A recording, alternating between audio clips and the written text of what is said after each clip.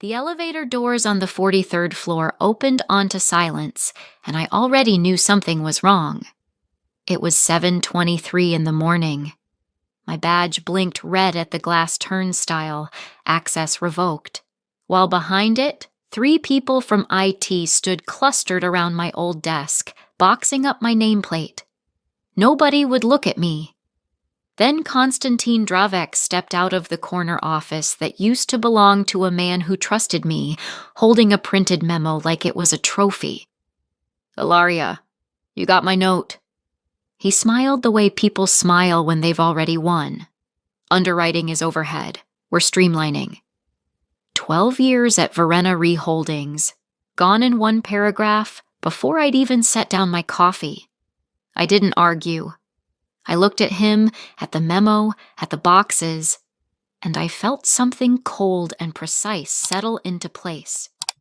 Because Konstantin had signed off on my termination without reading the one document that made it a catastrophe. The renewal deadline was 6 days away, and my signature was the only thing standing between this company and a cliff. My badge stopped working at 7:23 that morning, and I checked my watch twice before I understood what it meant. The turnstile on the 43rd floor of Verena Re Holdings blinked a small red light at me, access denied, the way it did for visitors, for terminated staff, for people who no longer belonged. I had walked through that glass gate every weekday for over a decade. It had never once refused me. I stood there with my coffee going cold in my hand, watching my own reflection in the polished steel, and I already knew. You don't lock someone out of a building by accident. My name is Ilaria Marchetti. For 14 years, I was the chief underwriting officer at Verena Re, one of the mid-sized reinsurance firms that most people have never heard of and that the entire insurance world quietly depends on. We were the company that other insurance companies came to when their risks were too big to hold alone. When a hurricane flattened a coastline, when an earthquake cracked a city, when a wildfire took a county, the primary insurers paid the homeowners, and then they came to us, because years earlier we had agreed to absorb the catastrophic tail of their losses in exchange for premium. Reinsurance is the insurance that insurance buys. It is invisible, it is unglamorous, and when it fails, entire markets fail with it. I understood catastrophe the way some people understand music. I could look at a hurricane model and feel where the numbers were lying. I priced the treaties that kept us solvent through 3 of the worst loss years in the firm's history. In my first decade, I built the underwriting discipline that took Verena from a scrappy $400 million book to a firm respected by the largest carriers on 3 continents. I sat across the table from the chief risk officers of companies 10 times our size, and I told them what their risk was actually worth, and they listened, because I was almost never wrong. The man who hired me understood exactly what I was. His name was Aldrich Verena, the founder, a silver-haired underwriter of the old school who believed the entire business came down to 2 things: reading the fine print and never signing anything you didn't mean. When he brought me on as CUO, we sat in his office on the 44th floor, one above the executive suite, a deliberate choice he'd made decades earlier so he could see the weather coming first. And he said something I never forgot. "Ilaria, in this business, the people who survive are the ones who read the clause everyone else skips." Then he laughed and told me to make sure my own contract had teeth. So I did. That was the part nobody remembered. Not even me, most days. 2 years ago, Aldrich's health began to fail, and the board, hungry for growth, impatient with his caution, brought in outside capital. A private investment group took a controlling stake, and with them came Konstantin Dravek as the new chief executive. He arrived like weather himself, fast, loud, certain that everything built before him was inefficient by definition. He wore expensive Italian suits and talked about velocity in every meeting.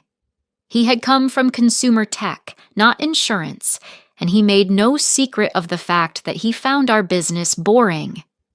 "You people treat a spreadsheet like scripture," he said once, in his first month, to a room of underwriters who had collectively priced $40 billion of risk.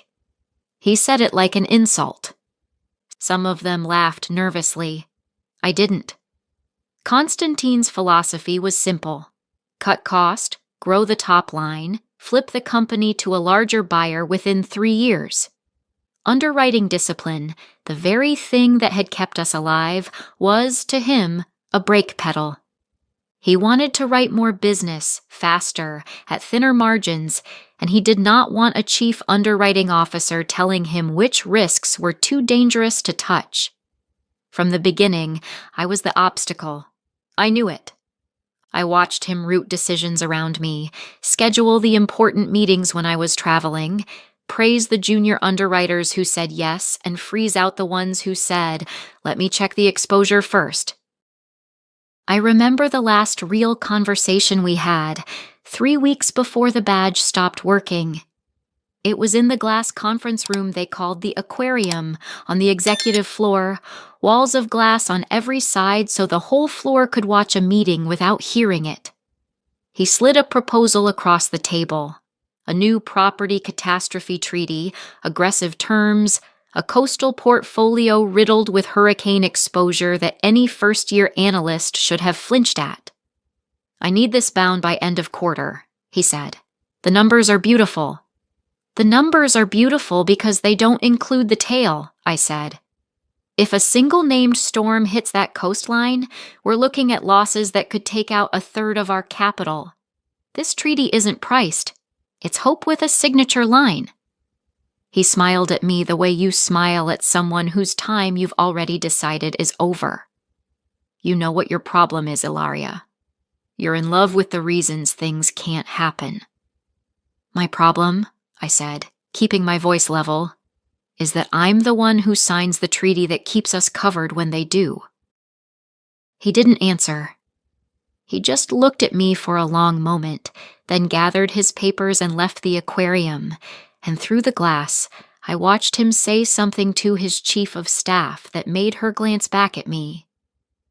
I should have understood in that moment exactly what was coming. But I had spent 14 years assuming that competence was its own protection. That was my mistake. Because what I had forgotten, what everyone had forgotten, including me until the morning that red light blinked at me, was the promise I'd made to Aldrich Verena the day he hired me. Make sure your own contract has teeth.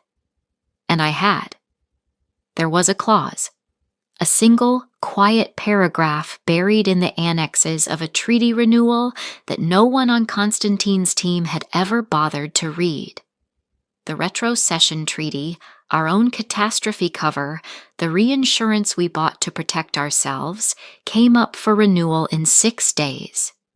And by the terms Aldrich and I had structured years ago, only one person on Earth was authorized to bind that renewal. Me. The email arrived on a Thursday afternoon, 4:52 p.m., and it was addressed to the entire executive distribution list. Not to me privately, not in a meeting. A memo, copied to 41 people, with my name in the subject line. Subject: Organizational streamlining. Underwriting function. I read it standing at my desk on the 43rd floor, the late autumn light coming flat and gray through the glass wall behind me, and I understood immediately what Konstantin Dravek had done. He hadn't just fired me. He had fired me publicly, in writing, to the entire leadership of Verena Ray, so that everyone would see it happen at the same moment, and nobody could later claim they hadn't heard. The memo was 3 paragraphs of corporate anesthesia, effective immediately. Underwriting is overhead in the modern reinsurance model. We thank Ilaria for her years of contribution. And then the line that told me exactly how little he understood the machine he was running. Binding authority will be consolidated under the office of the CEO to accelerate decision velocity. Consolidated under the office of the CEO. He thought binding authority was a title you could simply move. He thought it lived wherever he decided to put it. He had no idea that on our own retrocession treaty, the catastrophe cover that protected Verena itself, binding authority wasn't a title at all. It was a name, and the name was mine. I didn't respond to the email. I closed my laptop, and I walked down the long glass corridor toward his office, past the open plan floor where 24 underwriters and analysts sat frozen at their screens, all of them having just read the same memo, none of them looking up.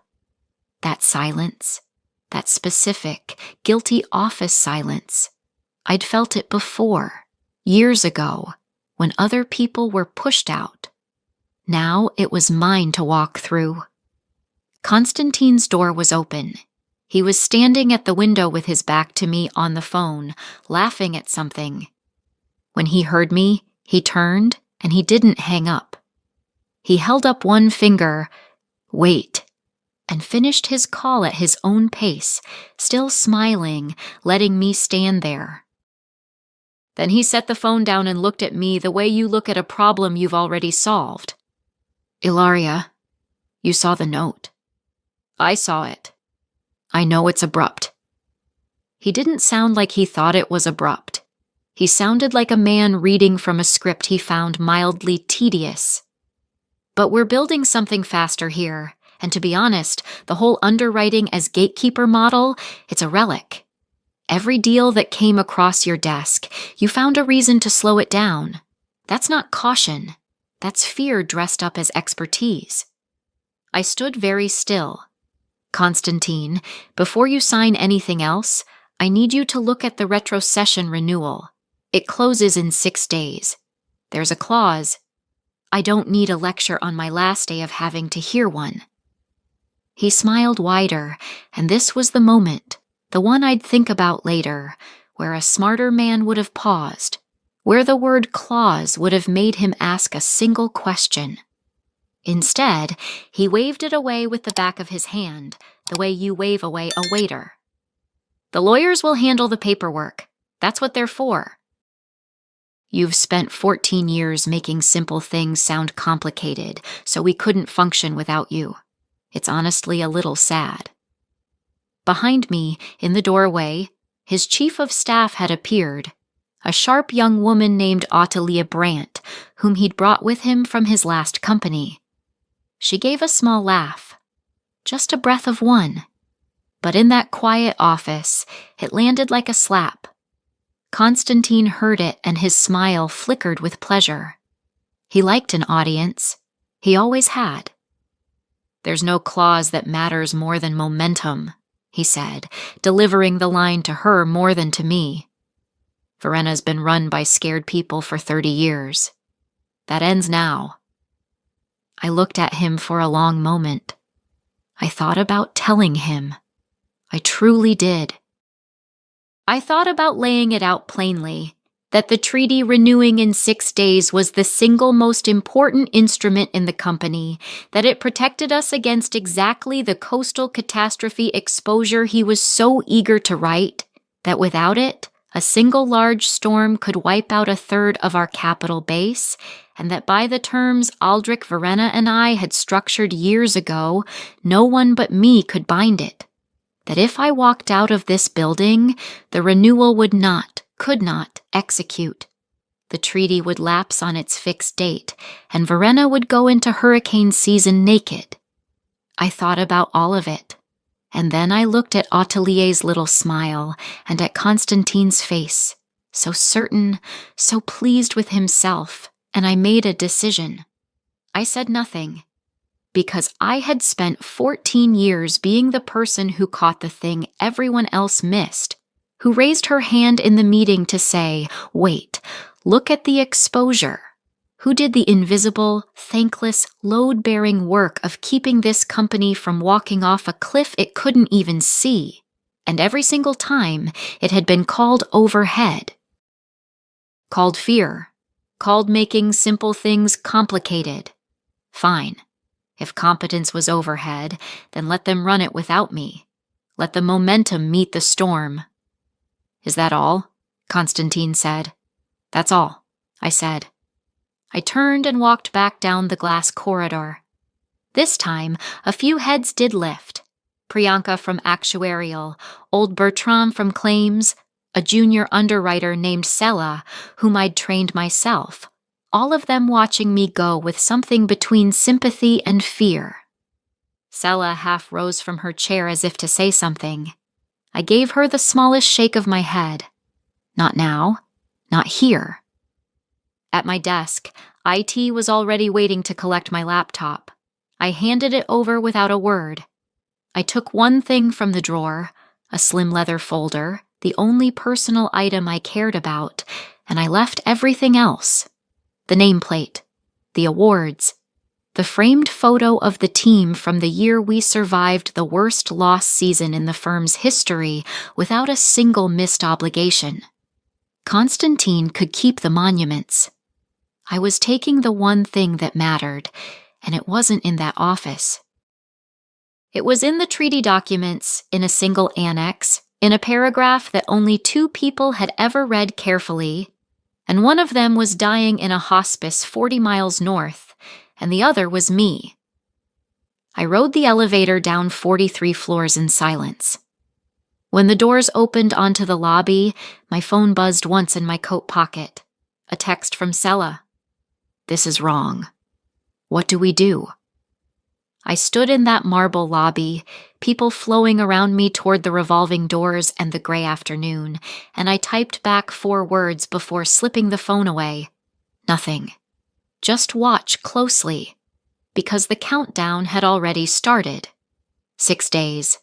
And Konstantin Dravek had just made himself personally responsible for a renewal he didn't know existed, on a treaty he couldn't sign, protecting a company he thought he understood. He wanted velocity. He was about to get it. Let me stop right here, because what happens next is the part I still can't quite believe I let unfold without lifting a finger. Before I take you into it, I want to ask you something. Have you ever held one quiet piece of leverage? One clause, one signature, one thing only you understood, and watched someone powerful throw it away without even knowing what they were touching? If you have, tell me about it in the comments. I read every single one. And if this story is pulling you in, subscribe and stay with me. Because in the next part, Konstantin Dravek finds out what that clause actually says. And the look on his chief of staff's face when the lawyers explain it is something I would have paid to see in person. 3 days after they revoked my badge, the first crack appeared, and I wasn't even there to see it. I heard about it later, in pieces, from the people who'd stayed loyal to me, but I could picture it with total clarity because I had spent 14 years watching how panic moves through a corporate floor. It starts small. A junior lawyer notices something odd in a document. He mentions it to a colleague. The colleague frowns, and within an hour, the frown has climbed 3 levels of the org chart and landed in the corner office. It began with a woman named Fenna Holst, a mid-level attorney in Verena's legal department whom I'd worked with for years. Careful, quiet, the kind of lawyer who actually reads the annexes.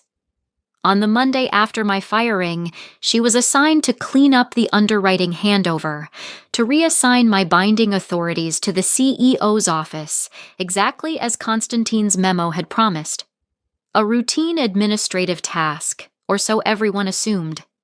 She pulled the retrocession treaty file, the big one, our own catastrophe cover, the instrument that stood between Verena and financial ruin every hurricane season. And she found the clause. It wasn't hidden exactly. Aldrich Verena and I had never hidden it. We'd simply written it plainly, years ago, in language so specific that no one skimming the document would understand what they were looking at. The binding authority for the retrocession renewal was not vested in a title. It was vested in a named individual, the chief underwriting officer of record as of the treaty's execution, Ilaria Marchetti, and it required that individual's personal, wet ink, or verified digital signature to execute the annual renewal. Not the CEO's, not the board's, not whoever currently holds the CUO role. Mine, by name. There was a reason for that, and it was Aldrich's reason, not mine. Years earlier, the firm had nearly been destroyed by a previous executive who'd tried to save money by quietly declining to renew a piece of catastrophe cover. And then a storm came, and the losses nearly took the whole company under. Aldrich survived it, barely, and he swore it would never happen again. So he built a firewall. The single most important protection the firm bought each year could only be renewed by the one person whose entire job was to understand catastrophe risk. He wanted a human being who could not be pressured, overruled, or streamlined standing at that gate. He chose me. And he made the reinsurers on the other side of the treaty acknowledge it in writing, so it wasn't just internal policy, it was a binding term of the contract itself. The counterparties had agreed. My signature, or no renewal. Fenna read it twice. Then she did what careful lawyers do. She checked the renewal date. 6 days out from the day I was fired. Now 3. And then she checked the personnel system and saw that Ilaria Marchetti had been terminated, badge revoked, access removed, escorted out. The named signatory was gone, and there was no provision, none, for the authority to transfer to anyone else. Aldrich had made sure of that too.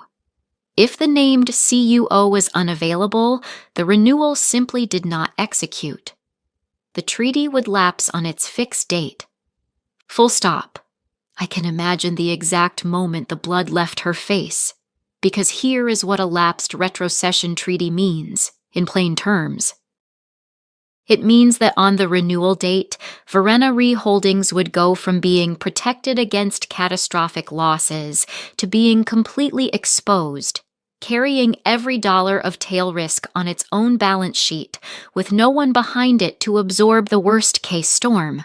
And Constantine, in his hunger for growth, had spent his first months aggressively writing exactly the kind of coastal hurricane exposure that made this cover essential. The company was about to walk into the most dangerous stretch of the calendar, with its single most important shield about to evaporate. And the only person who could stop that from happening had been marched out of the building 3 days earlier by the man who now needed her more than he'd ever needed anyone. Fenna went to her department head.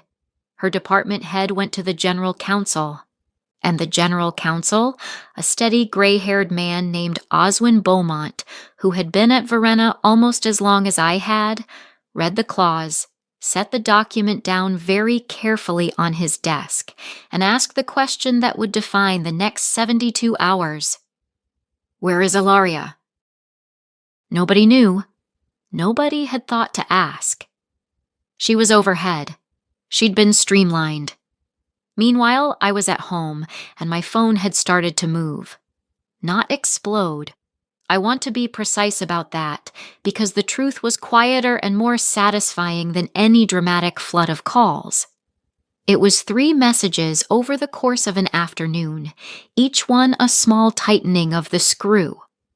The first, from Sella, the junior underwriter I'd trained. Legal is asking about the retro treaty. Something's happening. The second, an hour later, from Fenna Holst directly, whom I hadn't spoken to in months. Ilaria, I don't want to alarm you, but there may be an issue with a renewal that needs your attention. Could we talk? Careful. Lawyerly. Understating it exactly the way a person understates a fire when they're trying not to start a stampede. And the third came that evening, from a number I didn't recognize but knew immediately by the area code, the executive floor. I let it go to voicemail. I sat in my kitchen with a cup of tea going cold, the same way my coffee had gone cold 3 days earlier at that glass turnstile, and I listened to the message twice. It was Oswin Beaumont, the general counsel. His voice was the careful, level tone of a man who has just understood the size of a problem and is trying very hard not to let it show. Ilaria, it's Oswin. I hope you're well. A pause. I'm reaching out because a matter has come up regarding the retrocession renewal, and it appears your involvement may be necessary. I'd be grateful if you'd call me back at your earliest convenience.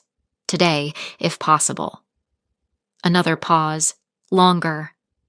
It's rather time-sensitive. Time-sensitive. 3 days to the deadline, then 2. I set the phone down on the counter and I did not call him back. Not out of cruelty, not even out of anger exactly, but because I understood something that they were only just beginning to understand, and I wanted them to sit inside that understanding for a little while, long enough to feel the full weight of what they'd done. Konstantin Dravek had stood in his glass office and told me there was no clause that mattered more than momentum. He'd waved me off like a waiter. He'd let his chief of staff laugh. And in doing so, he had personally, publicly in writing, removed the only signature on earth that could save his company from the storm he himself had steered it toward. He wanted velocity. Now he had it. The clock was running, and it was running straight at him. They convened the emergency session at 11:08 on the 5th morning in the largest boardroom on the 44th floor, the one with the long walnut table Aldrich had chosen decades ago, the one with the view of the harbor that I'd never had time to look at. I know because they sent a car for me. Not a request. A car. That was how much the ground had shifted in 5 days. The woman who couldn't get her badge to open a turnstile was now being driven across the city because a room full of executives could not proceed without her. I had returned exactly one of the many calls, Oswin Beaumont's, the general counsel's, the night before. I told him I would come to hear them out. Nothing more. I made no promises. And when I walked back through the lobby of Verena Ree for the first time since they'd escorted me out, the same security guard who had watched me leave now stood and nodded at me with something close to apology. The turnstile opened without a sound. Someone had reactivated my access at 6:40 that morning. They had needed me back inside the system before they could ask me for anything, and even that small act, restoring the credentials they'd stripped in triumph 5 days earlier, told me everything about how the balance of the room had turned. The boardroom was full when I entered. 9 people around the table. Oswin at the near end, Fenna Holst beside him with the treaty file open in front of her, a stack of yellow-tabbed pages. 2 board members I recognized, one of them Aldrich's oldest ally, a woman named Ingrid Lindqvist, who had served on the board for 18 years and had never once, in all that time, looked at me the way she looked at me now, with respect that had cost her something to arrive at. And at the head of the table, standing, not sitting, Konstantin Dravek. His suit was as expensive as ever. His face was not the same. The certainty was gone from it, replaced by a tightness around the eyes, the look of a man doing arithmetic he didn't like the answer to. Ottilie Brandt, his chief of staff, sat 2 seats down, and she did not laugh this time. She did not even look up. Ilaria, Konstantin said, and his voice had a warmth in it that hadn't been there 5 days ago. Thank you for coming. Please, sit. I sat. I set my slim leather folder on the walnut in front of me and folded my hands on top of it and said nothing. I had learned long ago that in a room where a powerful man is frightened, the most powerful thing you can do is let the silence work. He needed me to talk. I let him wait. Oswin cleared his throat and began, because someone had to. Ilaria, I'll be direct, because the timeline requires it. The retrocession renewal executes tomorrow. Fenna has confirmed, and outside counsel has confirmed, that under the terms of the treaty, the binding authority is vested in you personally, by name, as the chief underwriting officer of record at execution. Not the office. You. And the counterparties have acknowledged that term in writing. Without your signature, the renewal lapses at end of business tomorrow, and Verena enters the catastrophe season carrying its full-tail exposure with no retrocession cover behind it. He paused. I don't need to explain to you what that means. You built the model. I built the model, I agreed. So we're asking you, Constantine said, leaning forward, his knuckles white on the back of his chair, to sign the renewal. Today. And of course we'll discuss your return, reinstatement, a significant adjustment to your compensation. We can make this right. I looked at him for a long moment. Then I opened the leather folder. Inside was a single sheet, the exposure summary I had built quietly over Constantine's first months, the one nobody had wanted to read. The coastal property catastrophe book he had pushed through against my warnings, the aggregate exposure, the tail, the number that any first-year analyst should have flinched at. I turned it so it faced the room and slid it to the center of the walnut table, the way he had once slid a treaty proposal to me and called its numbers beautiful. Before we discuss my signature, I said, I want everyone in this room to understand exactly what my signature protects. If a single-named storm makes landfall on the coastline in that portfolio, the one I was told I was in love with the reasons it couldn't happen, Verena's losses, without retrocession cover, come to $187 million. I let the figure sit in the air. That is not a projection. That is the number. 187 million, against a capital base that cannot absorb it. That is what lapses tomorrow at 5 o'clock. That is what Constantine decided was overhead. Nobody moved. Ingrid Lindqvist's jaw had gone tight. One of the other board members had put a hand flat on the table as if to steady himself. I tried to tell you this, I said, turning to Constantine, my voice never rising. In the aquarium. 3 weeks ago. You told me I was in love with the reasons things can't happen. You told me my caution was fear dressed up as expertise, and then you fired me by memo to 41 people and let your chief of staff laugh, and you did it without reading the one clause that made me the only person who could keep this company from walking off the cliff you'd been steering it toward. I didn't know. He started. I know you didn't know, I said. That's the entire problem. You ran a reinsurance company for 8 months and never once read the treaty that reinsured us. You called it paperwork. You called it a relic. Aldrich Verena put that clause in the contract because a man exactly like you almost destroyed this firm 30 years ago by deciding catastrophe cover was too expensive to bother with. He built a firewall with a human being's name on it so that no one who thought like you could ever get their hands on the one decision that could sink us. I closed the folder. The name on the firewall is mine. Constantine's composure cracked then, all at once, the way ice gives, not slowly, but in a single instant. Ilaria, listen. If that treaty lapses tomorrow, it isn't me who suffers. It's every employee downstairs. It's the shareholders. It's the whole company. You'd be punishing 400 people to settle a score with me. You care about this firm. I know you do. You gave it 14 years. You wouldn't burn it down.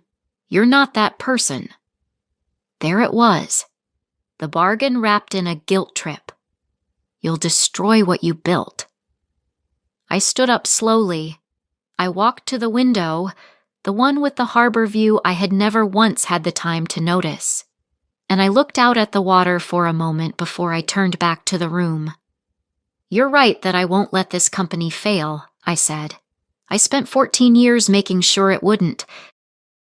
I'm not going to undo that in an afternoon to spite one man." I saw the relief begin to move across his face. I let him have it for exactly 1 second. "But I am not signing anything while you are still the person deciding what counts as overhead in this building."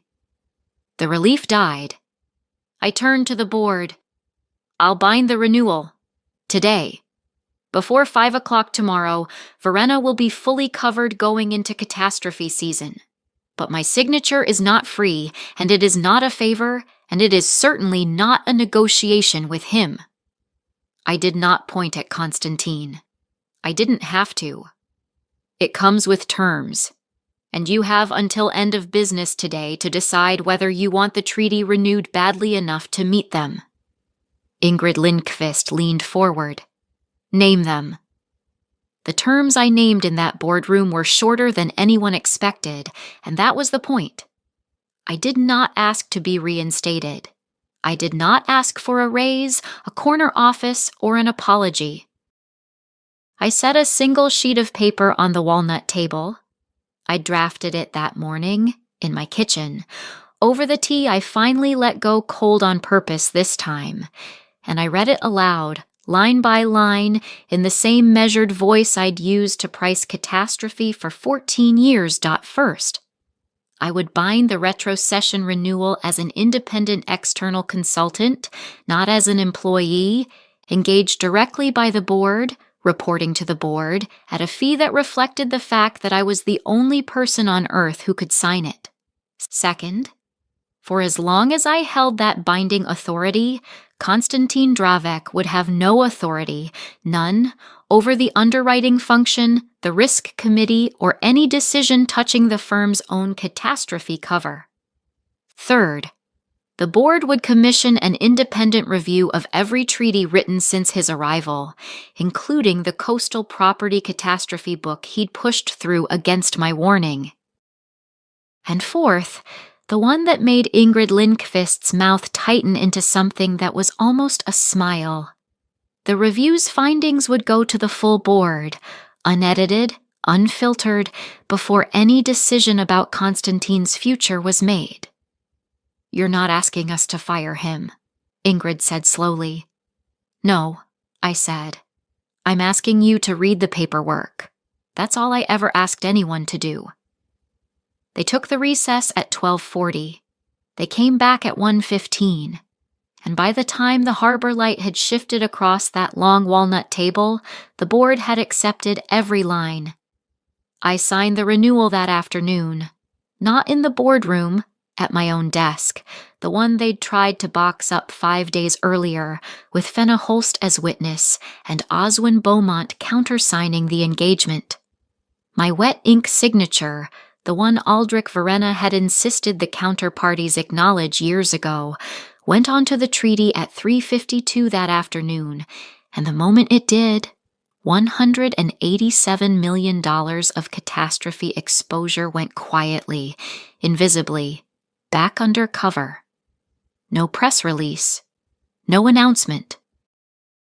Just a name on a line, the way it was always meant to be. That is the thing people like Konstantin never understand about this business. The most important work is the work no one ever sees, until the day it isn't done. The independent review took 11 weeks. I did not sit on the committee. I didn't need to. I'd already built the exposure summary they'd use as their starting point, and every number in it held. When the findings landed on the board's desk, they told a story that required no narration from me. A coastal book priced on optimism, thin margins stretched over hurricane risk that any disciplined underwriter would have flagged, and a pattern, meeting after meeting, of a chief executive rooting risk decisions around the one person whose job was to catch exactly this. The review didn't call it fraud. It called it something worse in our world. It called it unmanaged. Konstantin Dravek resigned before the board had to vote. That is how these things usually end on the executive floor.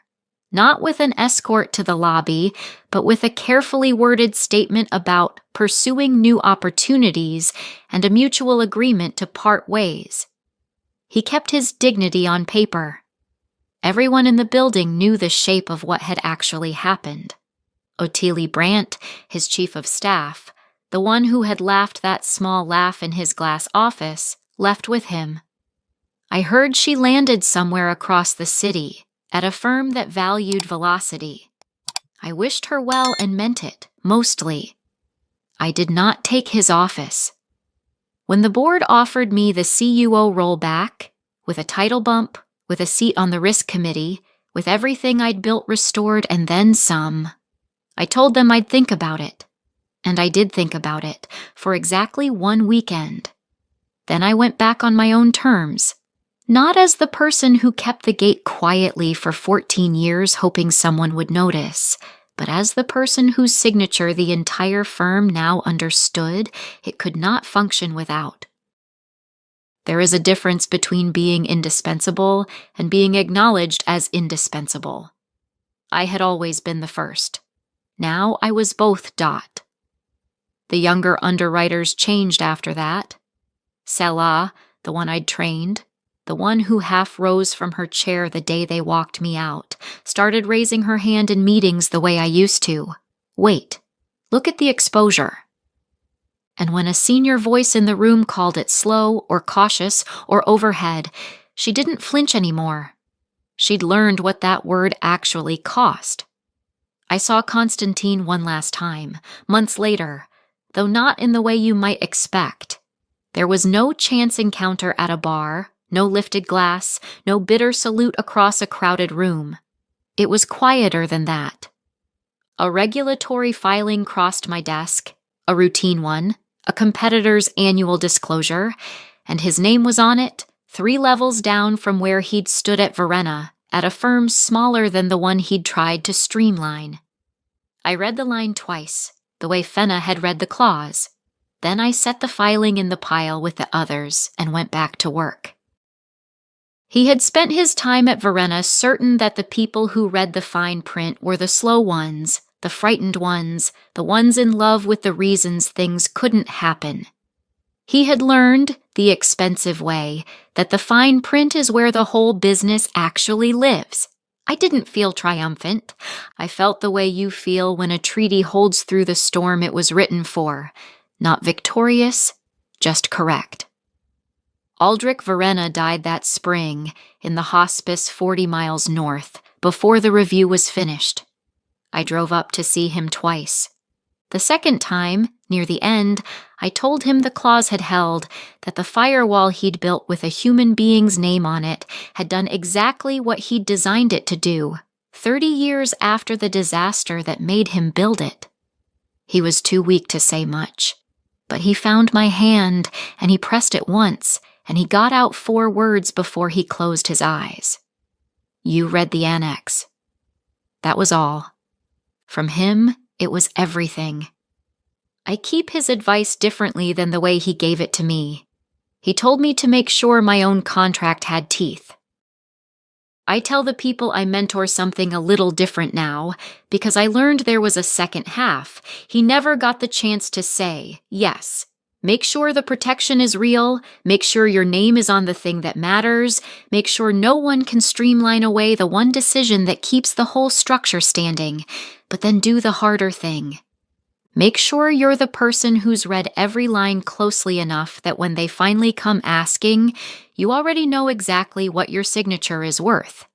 They will always call it overhead, right up until the 6 days before the storm. Let them. Then let them come find you.